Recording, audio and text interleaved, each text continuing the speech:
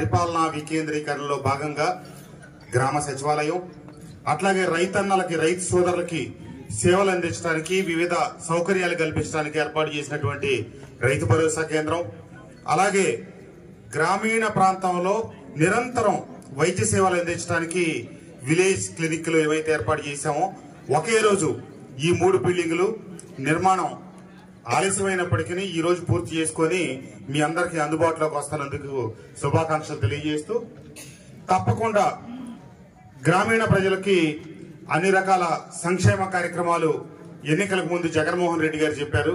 అర్హత కలిగిన ప్రతి పేదకి సంక్షేమ పథకాలు అందజేస్తామని ఆ మాటను నిలబెట్టుకుంటూ వాలంటీర్ వ్యవస్థ కావచ్చు, సచివాలయ వ్యవస్థ కావచ్చు, వీటన్నిటి ద్వారా సంక్షేమ పథకాలన్నీ అందిస్తా ఉన్నాం. అట్లాగే ఏ ఇబ్బంది వచ్చినప్పటికీ ప్రతి సందర్భంలో కరోనా కష్టకాలం కావచ్చు, ఇతరత్ర కావచ్చు, అన్ని రకాలుగా అండదండలుగా నిలబడ్డాం. నేను వైఎస్ఆర్ కాంగ్రెస్ పార్టీకి సంబంధించిన కార్యవర్గం అంతటినీ కూడా. కాకపోతే అభివృద్ధి విషయానికి వచ్చేటప్పటికే కొంచెం గొంతులో పచ్చలకాయ పడినట్టుగా కొంచెం ఇబ్బందికరమైన పరిస్థితులు వచ్చినాయి. మన గ్రామానికి సంబంధించి జీకొండూరు నుంచి గంగినేనిపాలెం వరకు ఏమైతే రహదారి నిర్మాణం 20 కోట్ల రూపాయలతో ప్రారంభమైందో దురదృష్టవశాత్తు ఆలస్యం అవుతా ఉంది రకరకాల కారణాల వల్ల. అది ప్రభుత్వం దృష్టికి, పై అధికారుల దృష్టికి కూడా తీసుకెళ్లాను. త్వరలో ఆ కార్యక్రమం పూర్తయి ఎందుకంటే ఆ ఊరి మధ్యలో నుంచి వెళ్తా, ఇటు గ్రామాల నుంచి వెళ్తా మన చెరువు మాధవరం తదితర గ్రామాలన్నింటినీ కలుపుకుంటా వెళ్లే దారి పూర్తిగానందువల్ల ఈ గ్రామ రైతాంగానికి కూడా అవస్థ కలుగుతా ఉంది. ఈ ముందు నుంచి వెళ్లే రోడ్డు ఏమైతే మన బైపాస్ రోడ్డు ఉందో, నియోజకవర్గంలో 5 ప్రధానమైనటువంటి యుద్ధ ప్రాతిపదికన పూర్తి చేయాలంటే ఈ రోడ్డు కూడా పెట్టున్నాం. కానీ ఇది కూడా శాంక్షన్ లోకి రాలేదు.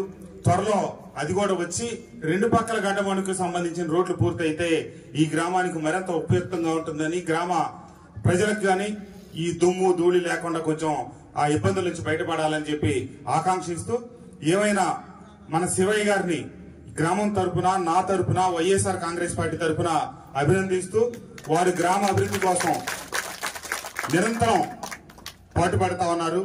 ముఖ్యమంత్రి గారు వాళ్ళు ఇస్తారు కేడర్ కి అంతా అంటే త్వరలో విషయాలన్నీ మీకు తెలిస్తే తెలియజేస్తా. మైలవరం నియోజకవర్గం నుంచి 2024లో పోటీ చేస్తున్నారా లేదా వైసీపీ అభ్యర్థిగా? చెప్తానండి, త్వరలో అన్ని వివరాలు మీకు తెలియజేస్తా.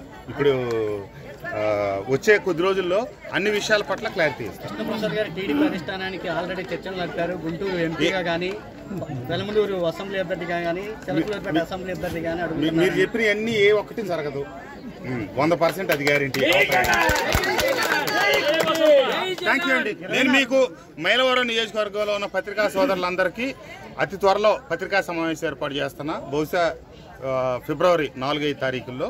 అప్పుడు అన్ని వివరాలు స్పష్టంగా మీరు అడిగిన ప్రతి ప్రశ్నకి సమాధానం చెప్తా, నా మనోభావాలు కూడా చెప్తా, అన్ని విషయాలు మీకు తెలియపరుస్తా.